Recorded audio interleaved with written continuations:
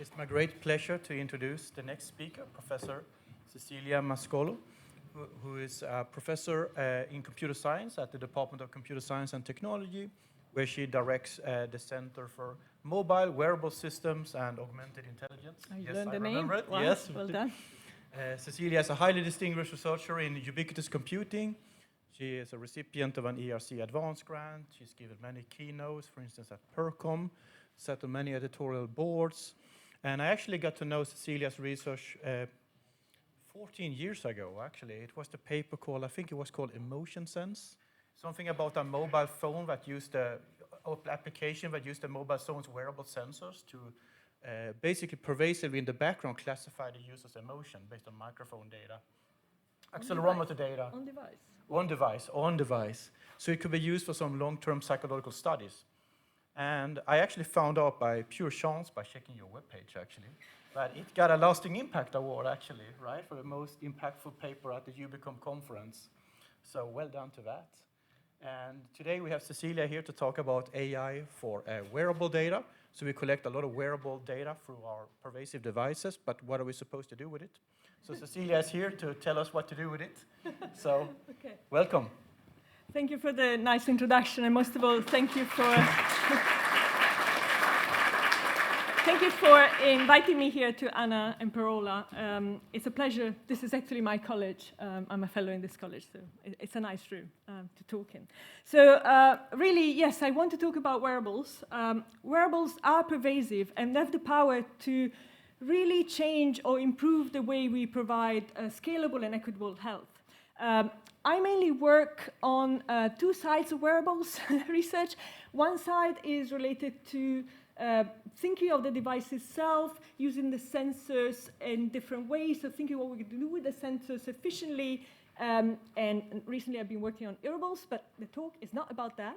The talk is about the other side of my research, which is about understanding how machine learning can help understand the data that we gather from these devices. I better stay here. The devices generate data that is mainly time series data, and often we have challenges in dealing with these devices, missing data. The fact that because people wear these devices everywhere, we collect data, but we don't collect the labels. Not even Apple and Google have many labels of this data, so there's a challenge there. However, because these devices are carried by us every day, everywhere, the potential for understanding free living situations and to change perhaps the way in which we understand our health and fitness is immense. And I hope you agree with me. I'll give you a couple of examples through my research. The talk is quite technical, but I'll try to make it a bit more high level. Cardiorespiratory fitness. Cardiorespiratory fitness is one of the best, actually the best indicator of our cardiovascular health, and you know how important cardiovascular health is. It's better predicted than cholesterol, diabetes, smoking, and hypertension. So, however, measuring cardiovascular cardiovascular fitness is not easy. How many of you have done one of these VO2 max tests? I'll tell you in a minute what VO2 max is. So, we have a few kind of athletes here that have done this. This is a test where you put on this machine, you're pushed to your limit, you really are. And what is measured here is your ability to breathe, and then the VO2 max measurement. So breathe in your oxygen, which is then transferred through your system, your blood, to the muscles, then transform it into energy. Okay? This is a good thing. We need to know about cardiorespiratory fitness. However, it's a difficult thing to do. It doesn't scale for many reasons. Most importantly, it also doesn't scale because it's a strenuous exercise. So can we use wearables to understand cardiorespiratory fitness better? People are starting to do this. People are starting to match this, but mainly for very fit populations where we can get the wearable data when people are really moving, and this starts to happen. There are opaque algorithms, because this is really behind companies such as Google and Apple who are trying to build this algorithm. And the studies that we've seen that are open, transparent, are quite small. So what we have been doing is to try to see if we could bring cardiorespiratory fitness to free living, to general people that perhaps wouldn't necessarily go for a run. But for those people, cardiorespiratory fitness is very, very important. So this is a study that we've done using data from epidemiologists in Cambridge who have quite wisely collected a very large data set in two groups. One is a large group at some point in time in previous years, and then 7 years later, another group.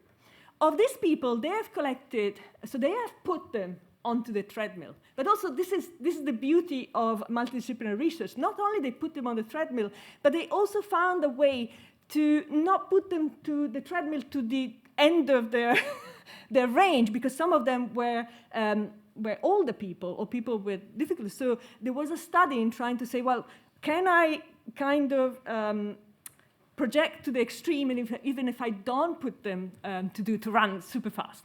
And so they have the data about people on the treadmill, they have anthropometric metrics, they have questionnaire data, and most importantly, very farsightedly, a few years ago, they gave them a wearable device that had an accelerometer and also a band that had a heart rate. This is very precious data. This was in the past few years. And so with this data, we thought, can we show the power of machine learning and trying to see if from the data of the movement and the heart rate itself, we could predict the VO2 max, the cardiorespiratory fitness, on all of these users. Note that we don't have information about how these people move in their daily life. This is a week of their data that we collect with no labels. And so the model is very simple in this case. It's just a fully connected network with a couple of layers. The data is about mobility, and then we see if we can predict this VO2 max. If you want to read the paper, it's over there. I just want you for a second to concentrate on perhaps the picture that you see on your left. Sorry, I can never do that. My yoga teacher is a master in saying left when she means right for us. Yeah, I don't know how she does it. Anyway, that picture there is a picture of the prediction of the VO2 max for the users. It's a distribution. And it shows that the two curves are quite overlapping. We have some mistakes at some ranges of the VO2 max. You see when the purple line comes out, it's because that's a mistake. But generally, it's OK. Up there are examples of our regression task and how we use heart rate. Resting heart rate, by the way, is a very good predictor of basic cardiorespiratory fitness. And actually, it's quite simple to measure even without a device. So if you start with that, that's already a good prediction. But there are ways to improve it using your demographics and using the wearable themselves. And we show that the wearables help. And reducing the error is also very important. So this is basic use of machine learning, and I imagine some of you might say, well, yeah, OK, you use a fully connected network over some beautiful data.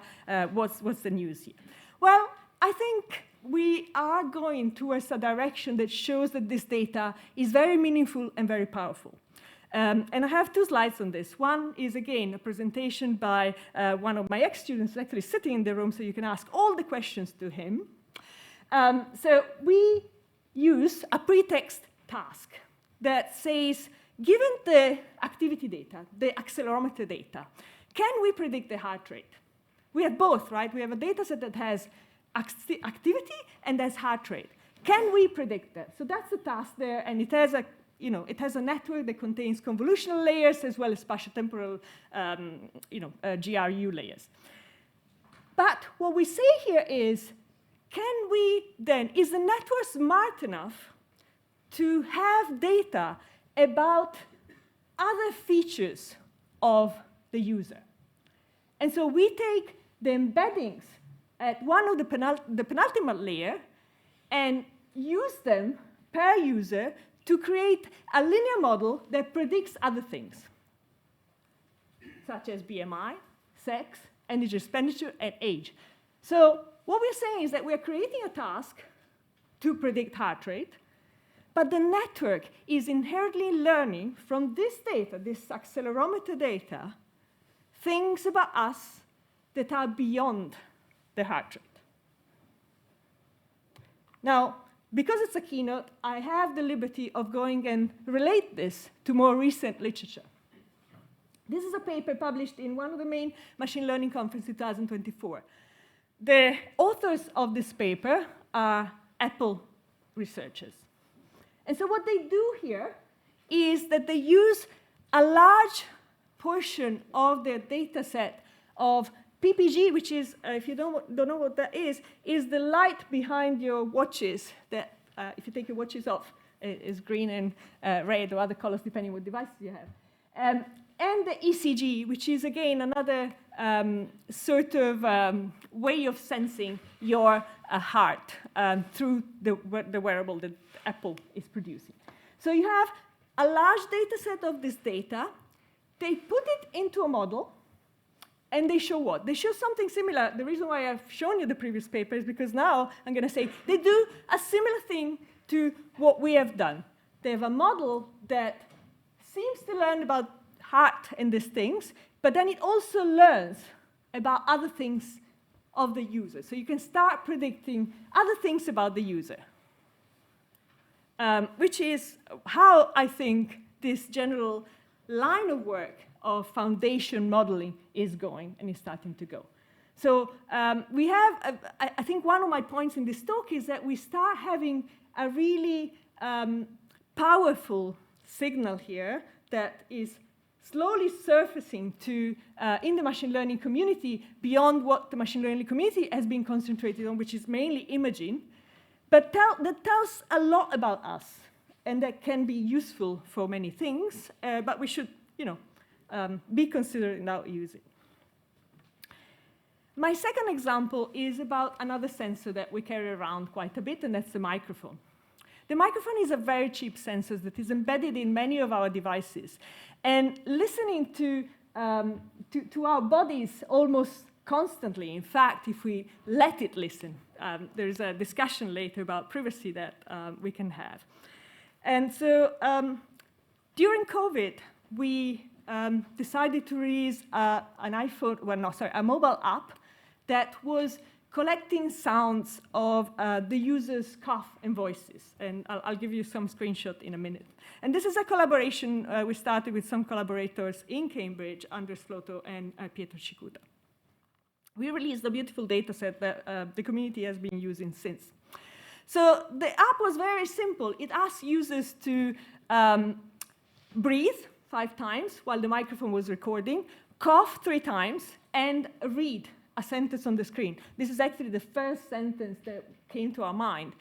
Thinking back, we would have used a much more refined sentence, but this was done really, really quickly when we were all sitting at home.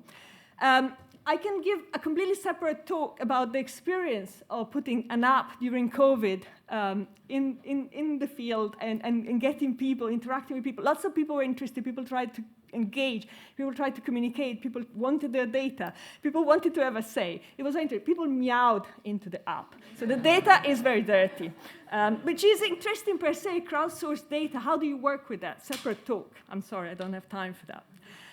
But during that time, COVID was a respiratory disease that really affected the lungs. It then evolved into something that is more like a cold, and that kind of study didn't hold anymore. But for the initial set of data, we had clinicians talking to us and saying, I can really hear it. I can hear a specific marker for the disease. And so there were people in CMU that published things like this that showed the differences in a spectrogram. This is COVID voice, and you see differences between a healthy voice and a COVID voice. So there started to be some theory around using voice to detect disease. Then the models, for those more inclined to machine learning, the model that we used to analyze the data, to do the prediction, is this voice, cough and breathing, COVID or non-COVID, was essentially based on a pre-trained convolutional neural network model, VGGs, where we fed our spectrogram data and then took the features and then fed them into dense layers and then did a prediction task. I'll talk about the longitudinal study a bit later. I won't talk about the results. This is not the space where I really want to talk about it, except saying that this area is really taking off in general. We could have been very, very rich. Pfizer bought one app that came on the market. I've been unfair. ResApp, I've been working on voice for a very long time before this was released, and then sold to Pfizer. And this is quite an interesting area where we're still researching. One thing where this is This is something we're recently doing. I've talked about foundation models for biosignals, such as the Apple one. Same thing could happen with respiratory sounds. Sounds of our voices, as I said, breathing, voice, or coughs. And this is a work where we've taken the existing, there are not many large data sets of respiratory sounds. We have one, others have other sounds. And we have tried to see if a model built on some generic sounds could be predictive of some specific diseases, some specific characteristics on perhaps unseen diseases, unseen data. And we just are exploring this area to see which models are working better. And it turns out that a model pre-trained in this way can be outperforming some of the more specialized models built for the specific disease. We also compare in different type of pre-trained models just to show and understand what works. This is really a new area where we're really trying to see if things work. But one thing that is important in terms of AI for good is, can really this be applied more generally to respiratory diseases as they evolve? And one thing I'm really interested in is, for the COVID case, we were doing prediction, a single point prediction. Is this COVID or is it not COVID? But a more interesting task is an evolution of a respiratory disease using longitudinal data. And by the way, no one has longitudinal data of audio of your coughs. Very few of these exist.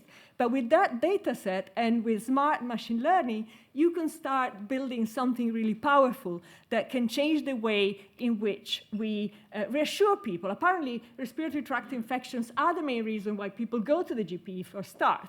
And trying to understand if your antibiotics is working or not is really important. So one final thing I want to touch is an aspect that always comes up in my question Q&A. And so it will come up again in Q&A.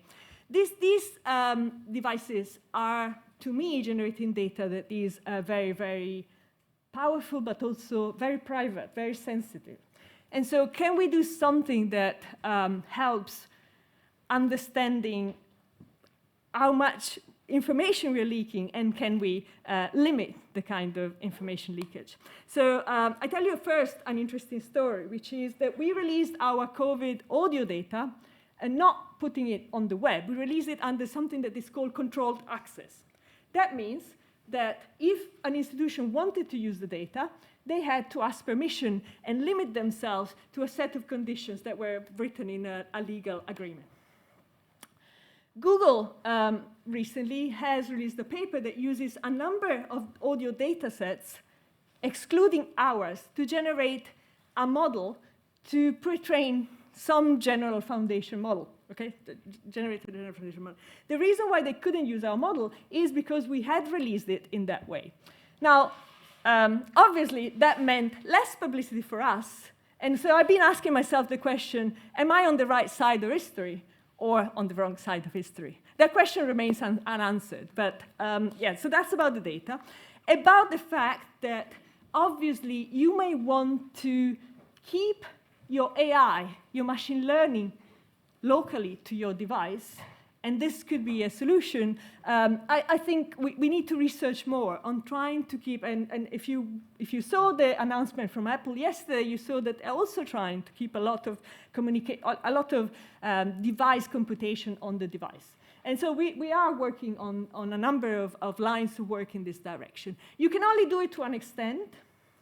And I'll end with a metaphor, which is that sometimes, and it might be a naive metaphor, but if you have, especially in health, if you have a clinical trial, your trial might have side effects, which might mean perhaps loss of privacy. Perhaps of the users in the clinical trial, you get all their privacy and all their data. But then when you build a good model, you might be able, for the millions, to put it on their device. And so to limit the side effects of privacy loss for the population. And that, I think, is a good way to discuss privacy and thinking of how we can work in a sort of middle ground in this area. Thank you very much. How am I doing with time?